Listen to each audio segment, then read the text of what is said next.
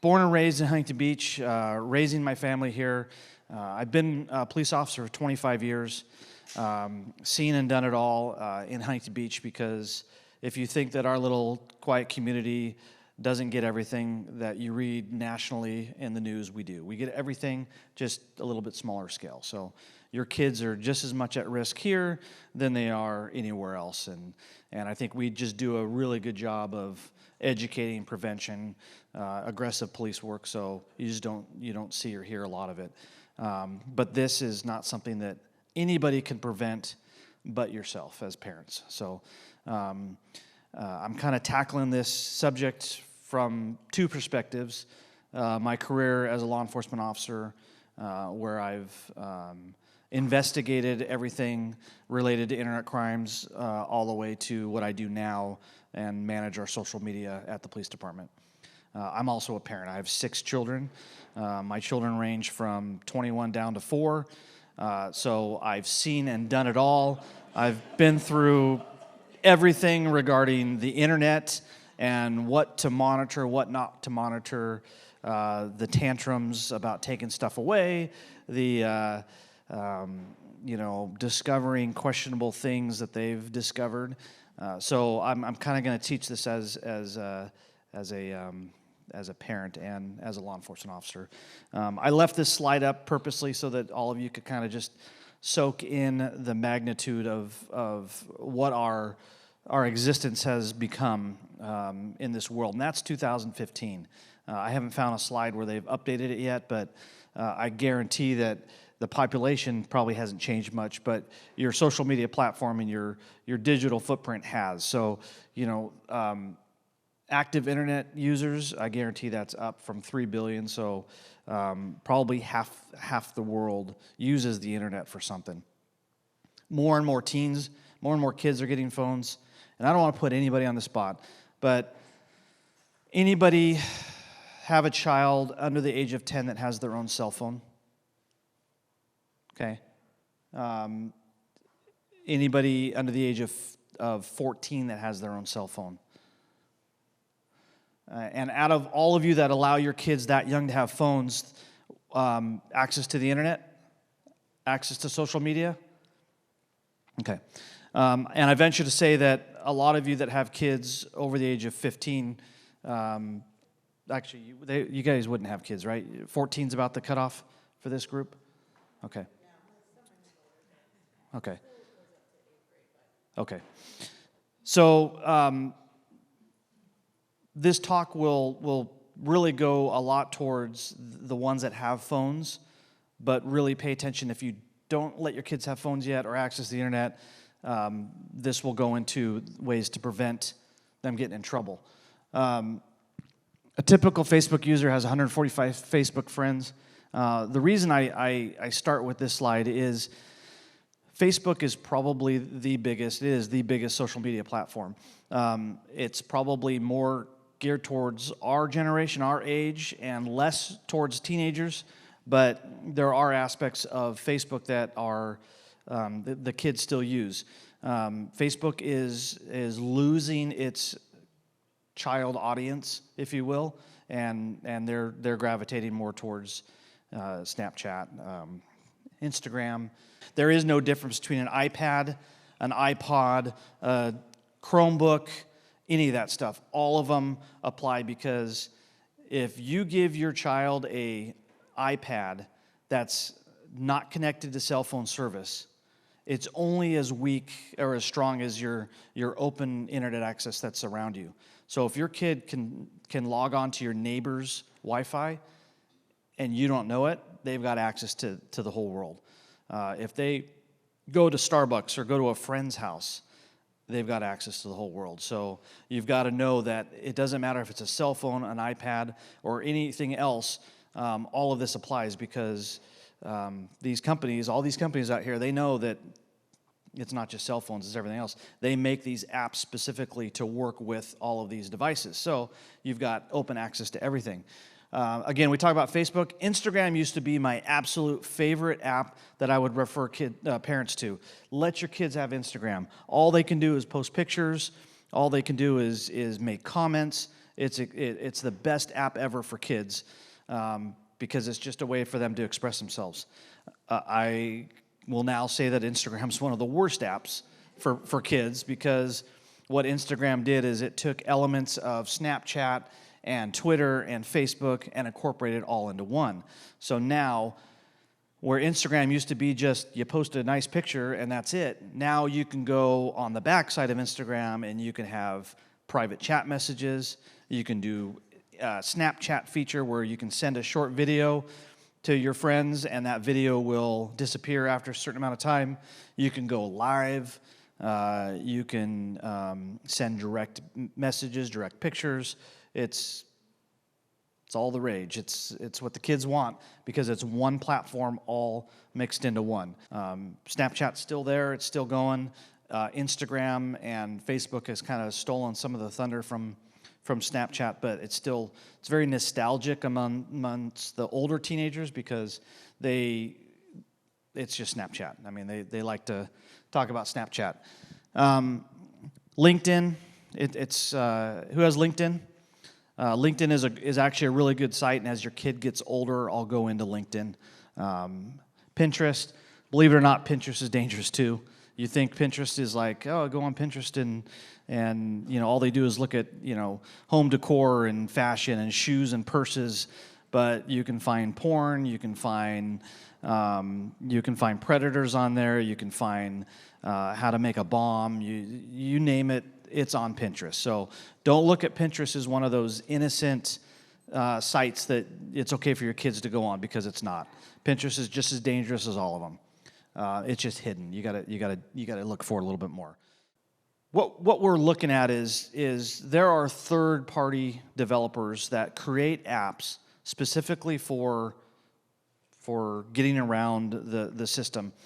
Your child, just always assume that your child that's currently on the internet, or maybe not even on the internet, knows more than you do. There's no doubt about it. They're going to know more than you. They're going to be a step ahead of you all the time, and they're going to know more than I know about the current trends. Your kids, not necessarily your kids, but kids in general, they know that you monitor their Instagram because they can log on. You can look at it. So what they do is they make fake Instagram accounts. If you ever see the term Finstagram, my Finsta account, if you ever see that word being used, it's a fake Instagram. They'll also, another popular term is a spam account. So they'll label their account spam, and it's where they go on and they can chat with people, they can post funny videos. A lot of it's innocent. They'll create an Instagram account because they'll just surf YouTube and Instagram all day long, and they'll find funny videos to send to their friends, and that's the primary purpose of it. And I got to say, I don't want to be all negative because I am a huge proponent of the internet. I'm a huge proponent of social media. I think social media is phenomenal. It has a lot of great attributes to it. We use it at the police department, but you have to be aware of the dangers out there, and you got to constantly be keeping up on it, doing your own research online. So don't think I am against kids having social media, because I'm not. I think there's a place for it, but you have to be involved in that. So YouTube, you've all searched YouTube, I'm sure. YouTube is the most dangerous app out there for your kids. It's the most horrible thing you can allow your kid to go on. And the reason for that is that YouTube, you can find anything and everything on there. Sometimes there's parental controls, sometimes there's not, sometimes the videos are flagged, sometimes they're not. You can learn everything, every trend out there that's bad for your kid, they learn on YouTube.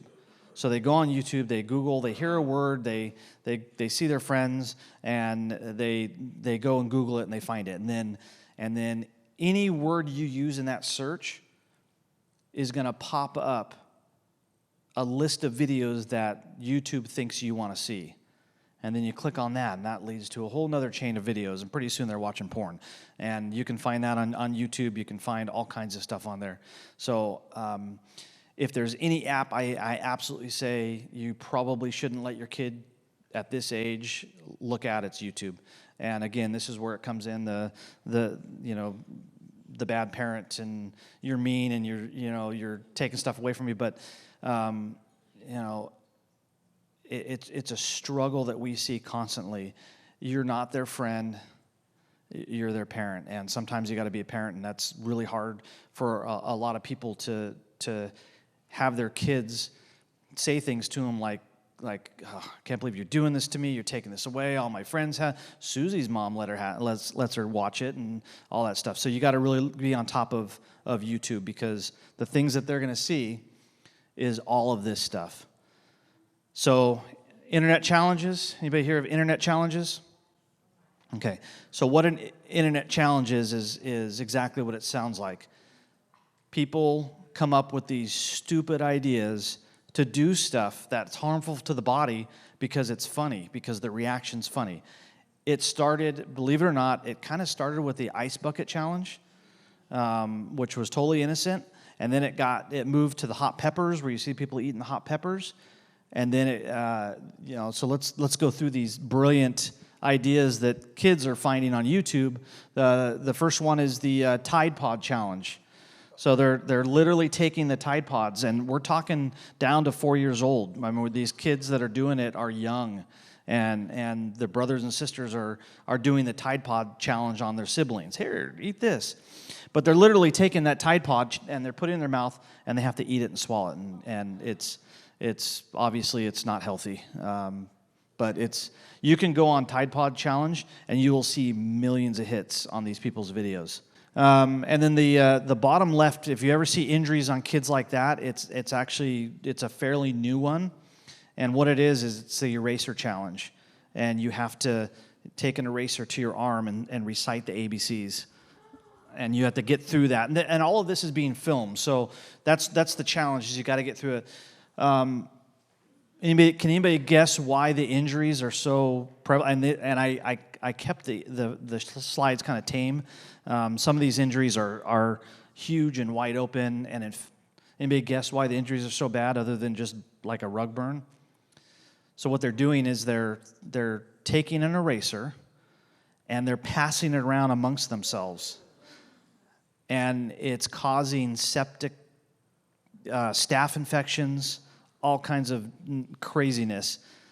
These are just some of the more dangerous ones that are out there. You can imagine that the challenges get worse and worse as time goes on. And the reason they're getting worse is because they want that reaction. They want people to see. They want to get that rise out of people. So that's why we're seeing these things get more and more prevalent. So cyberbullying, we've all heard it. We all kind of have a general idea of what cyberbullying is, but there's all kinds of versions that we don't really want to discuss too much, because they happen all the time here in Huntington Beach.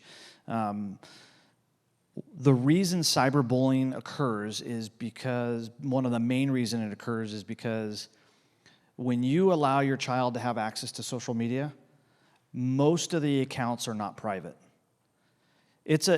These kids want as many. It's kind of like an honor to have 1,000 followers or 800. They want, the more followers they can get, the better status they have amongst their friends. And when you start getting into those numbers, their circle of friends is not that many. You talk about 7th and 8th grade. How many kids are in 7th and 8th grade here? A couple hundred maybe, if that. When you get outside your circle of friends and family, you're inviting people in that you don't want your kids to have access to. So first and foremost, to prevent cyberbullying, you've got to monitor your kids' social media, and number 2, you've got to lock it down to be private. And they should only have family and close friends on there, people you know. The rule should be, if you want to follow somebody on social media, you need to ask me permission to allow you to follow them.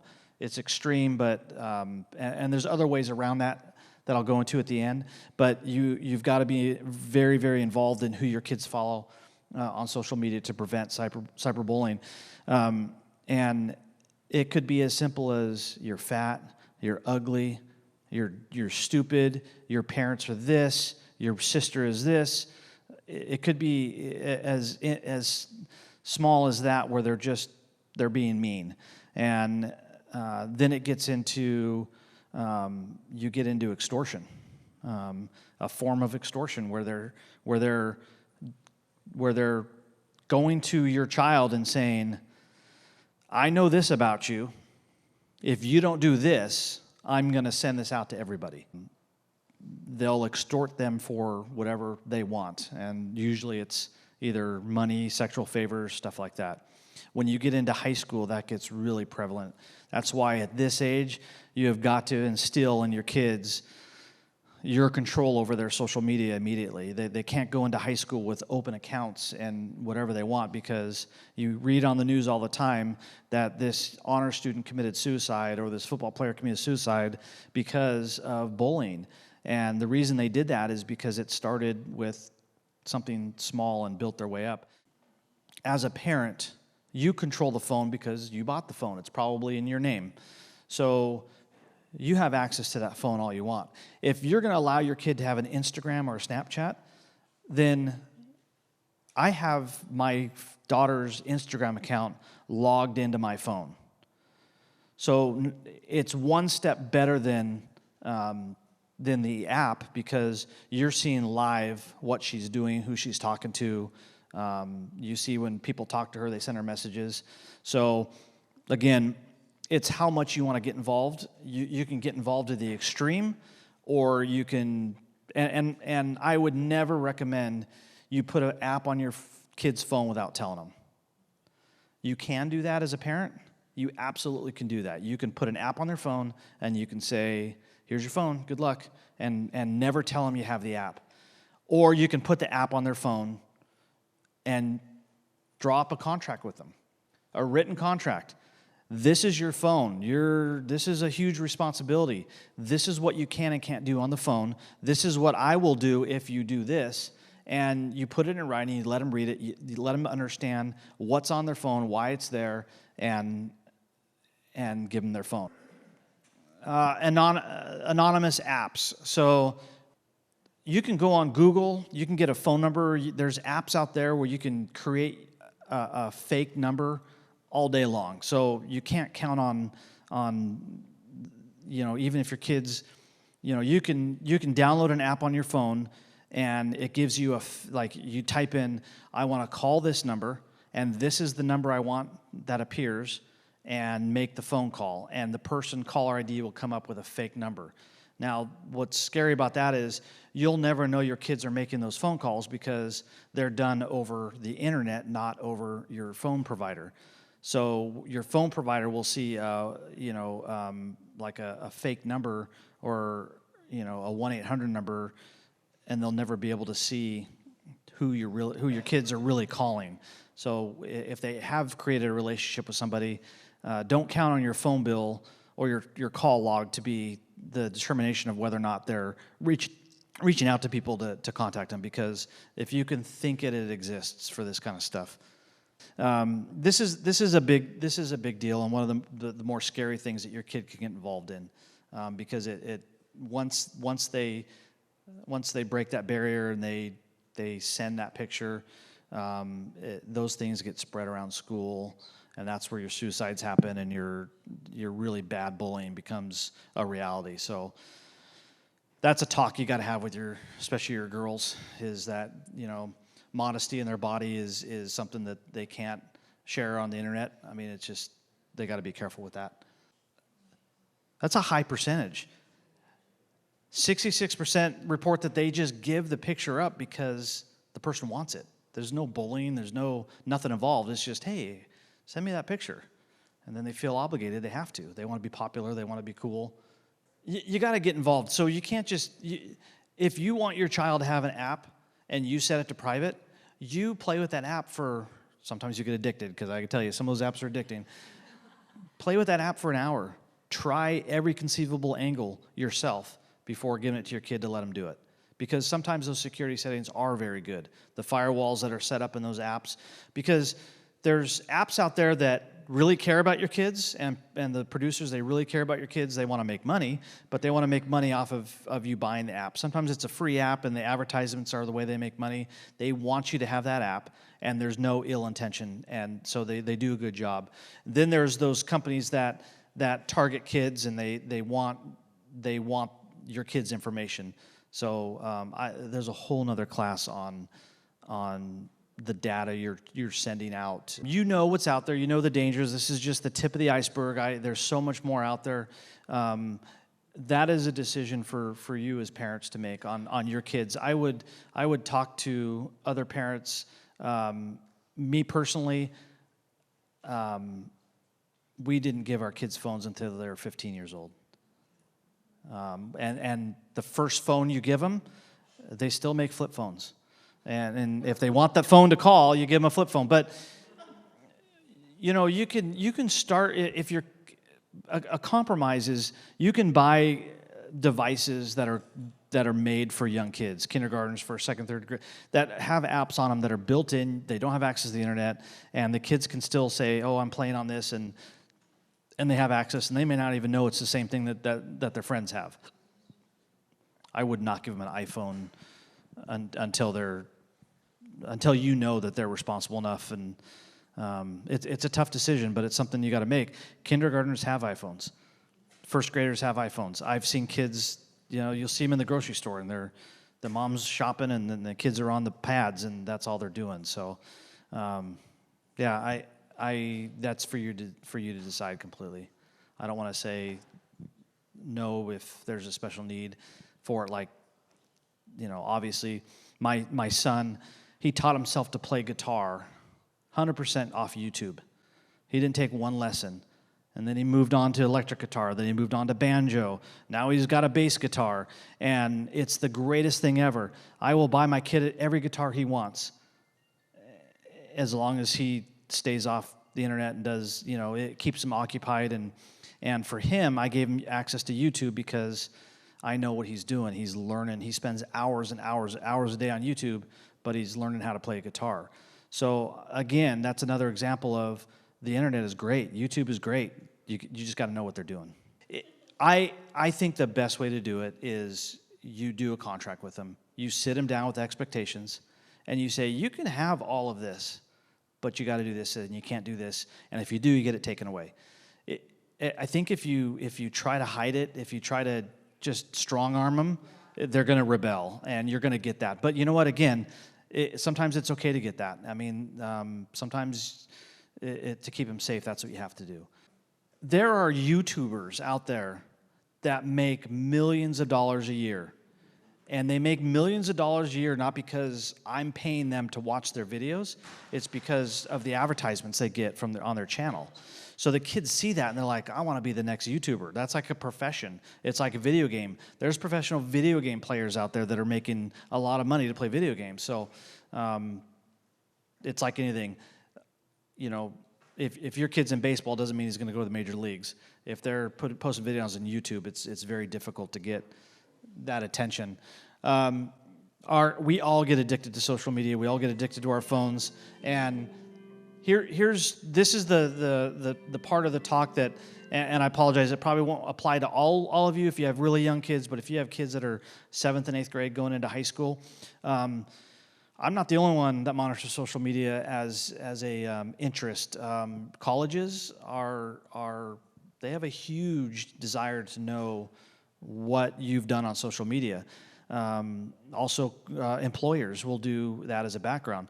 We at the police department, we have an entire section where we go through your social media with you in front of us to see what kind of person you are. As your kid, and I'll go through it right now, as your kid gets older, I suggest they get an Instagram page. I suggest they get a Facebook page, a LinkedIn account, and they start building that good footprint for colleges and stuff. So when you go for a job as a kid, for your first job, they're going to go what's called open source information, and your open source is your social media. They're going to Google your name, they're going to Google your high school, and then your kid is only as strong as their weakest friend. You want to come work for me, and I say, you know, I love you, you're great resume, you did great grade, come on in and talk to us. You sit down, do me a favor. We really want you, but one of the big things is we need to see what you do socially. So please log into your social media and show us right now. And you can refuse. You can say, I don't want to do that. I'm not showing you my social media. And they're going to say, see you later. They're not, yeah, thanks for the interview. And they have the ability to do that because they can't ask you for your passwords and look at it privately. That's against the law. But they certainly can say, hey, let's see what you got. Pull up Johnny right here. Oh, is that you at Johnny's party smoking a bong? It's not on your social media, but it's on Johnny's social media. That's why your friends, you gotta clean up your friends too. Huge in school admissions. They look at social media and what you do. Not only do they want to see what you do bad, they want to see what you do good. These are things that people have posted on their social media that have been deemed as character flaws. Maybe I don't want somebody working for me that puts marijuana in their mouth or takes a picture with their grandma that's in the coffin. The fire in the background. I mean, these are just examples of you don't want to put yourself out there and put stuff like this on your social media. This is a kid that literally worked at Taco Bell and posted a picture on his own social media doing this, and obviously he got fired. It's not this picture, but I actually have a funny. After I put this on my PowerPoint, this is a convict that posted a picture on social media holding these guns. Well, in California, you can't be a convict and possess a gun. He posted this. They went to his house, found the guns, and arrested him. There was a famous rapper that posted a picture of him holding a very similar picture of a gun, and when they went to his house, because he's also on parole, and found the gun ended up being a gun that was stolen from one of our police officers' house. It's kind of a interesting twist to that one. This is a very famous situation post. This is she's a celebrity of some sort. She posted a picture on her social media of a lady in a locker room at a gym, and this is the danger of. So what she thought she was doing was using the Instagram where you can send direct messages to people. So she thought she was sending this picture out to a direct message on Instagram, but she really sent it out on her open Instagram account for everyone to see. So her intention wasn't necessarily to put it out there, humiliate this lady, but that's the danger of having so many functions on Instagram is you end up making mistakes and doing stuff like this. This ruined her reputation. This is how your friends can impact your kids' social media, because your friends that post pictures like this, if you have a bunch of high schoolers that are doing beer pong and they're posting pictures and they tag you in it, it's going to show up and be a reflection on you. This is for the kids. Before you post stuff, do you know if it's true? Is it helpful? Is it inspiring, necessary? Is it kind? Those are just a simple way for them to kind of think about what they post. Your kids, for what you were asking, or somebody was asking about building their platform early in their life, you want them to show stuff of community involvement, family, stuff like that. Beach cleanups and volunteer work, huge for colleges, huge for employers. They want to see all that stuff. Pausing for pictures. And it doesn't have to be all the time, but, if they're going out with their friends and having a good time and just posting silly pictures, that's all great stuff. That's what Instagram is for. I love Instagram for that. I love that, my daughter had a friend that tragically had an accident, and what's left of her is her Instagram account. And when you go back and look at her pictures, it's like that was her. That was her silly personality. That was her. That was who she was, what she said, the pictures she posted, and it gives a perspective of your kids to you and everyone else. and it really truly is a reflection of themselves. It's where they go on there, they express themselves, and it's a good thing. So please don't think I'm saying don't give your teenagers social media, because I think it's a really good thing. You just got to be careful and monitor it. Sports, obviously, you want to get your kids into sports and have them highlight their accomplishments. Obviously, awards and achievements, and then family. Those are my kids on the bottom left and the top right. So them posting stuff is important.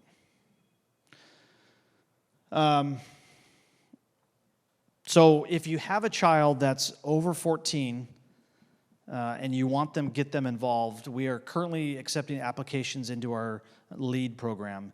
And it's a week-long program that we put on at the police department where they learn young entrepreneurial leadership.